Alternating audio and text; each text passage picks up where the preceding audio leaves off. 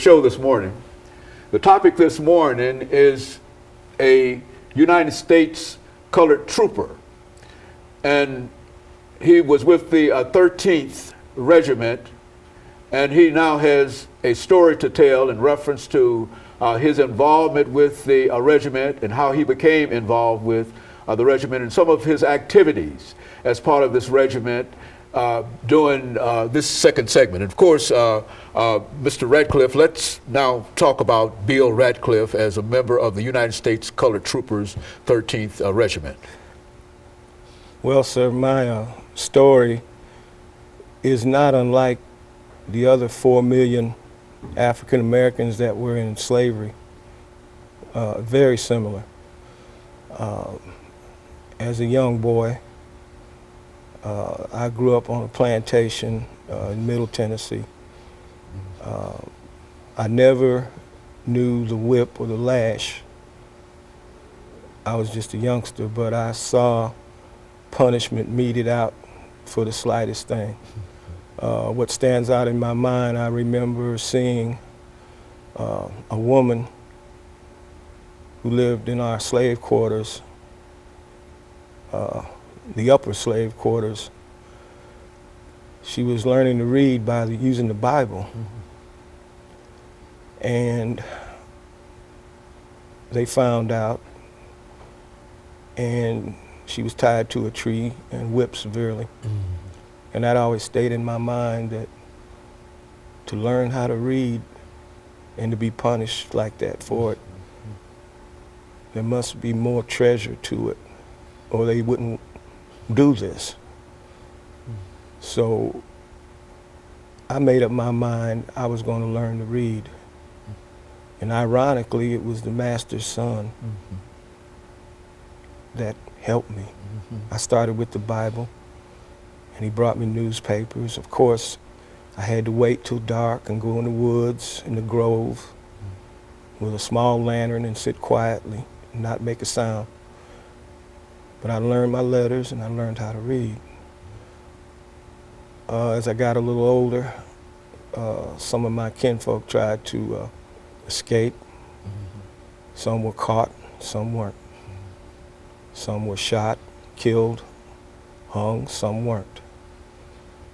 All this I saw. By the time I was in my early teens, a little lady showed up one night in the quarters. So I recall she was about 5'4". My mama was taller than she was. My mama was 5'6". And what stands out in my mind, she had a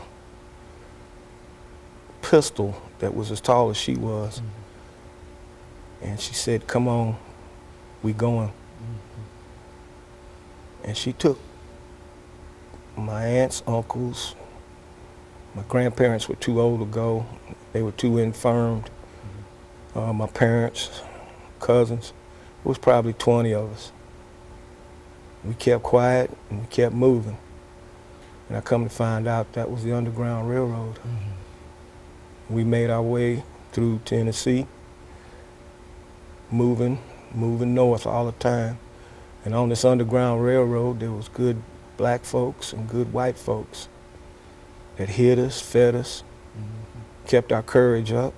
And we kept our own courage up because we wanted to be free, and we believed the good Lord was going to free us one way or the other. And we entered Kentucky, crossed the river, Cincinnati, went on up to Michigan. We crossed the river at Detroit. I remember we went across the river in 2 rowboats. By now they had the law, it was called the Fugitive Slave Law. I didn't know what it was at the time because I'd only heard about it, but I managed to get a hold of a newspaper, Cincinnati. And what that was, that it gave authority to slave owners, slave catchers, and the police of every municipality. They picked up free black people and slaves, sent them back south. but by the grace of God, we weren't caught. And this went on and on and on. Then they went on to having problems in Kansas and Nebraska to decide whether that state was going to come in free or slave. And there was a lot of white folks out there that was on our side. And fighting was very serious. It hadn't escalated to war in a true sense yet, but both sides were at each other as to who was going to be a free state, a slave state. But by now, I'm in a place called St. Catharines, Canada. We're free. Free. Praise God, we're free. I attended school, grew up, got a job. I was pretty smart in mathematics and reading, so I kept at it and kept working, saved my own money, and I opened up my own shipping business. Wife, 3 children, lovely cottage, indoor plumbing. Got a house for my mom and daddy. All my kinfolk, we all lived on the same block. Everybody, those folks up there treated us like we was kings and queens. They found out we were former slaves. We couldn't do no wrong.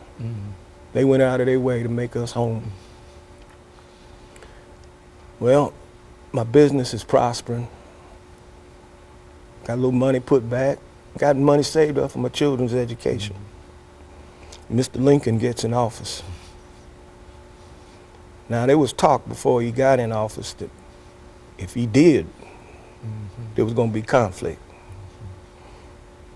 Talking back and forth, arguing. Heard tell a senator from Georgia whooped on a man from Massachusetts in Congress. Took a cane and beat him down to the floor. If that wasn't an indication things was getting ready to get bad, they got bad. Well, it finally come after Mr. Lincoln was elected. April 12th, 1861. I read the news in the St. Catharines Post. U.S. in a war with itself. They bombed Fort Sumter. And the next day, we find out Mr. Lincoln's going to call for 75,000 volunteers. Okay, and let us stop right here, Trooper Radcliffe, and we'll be back with our audience following this very, very short commercial break.